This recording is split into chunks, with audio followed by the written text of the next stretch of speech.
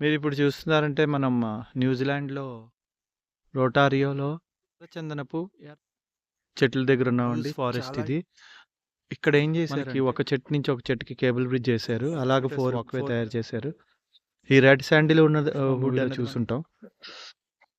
So అదే ఈ would.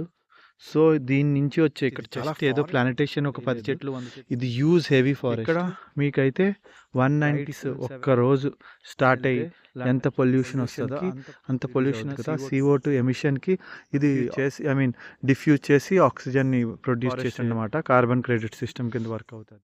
తర్వాత మనకి 127 కార్స్ ఒక సంవత్సరం అంతా ఎంత పొల్యూషన్ చేస్తుందో అంత ఇది O2 CO2ని తీసుకుని మనకి O2 ప్రాసెస్ చేస్తుంది. సో అంత మంచి ఫారెస్ట్ ఇది.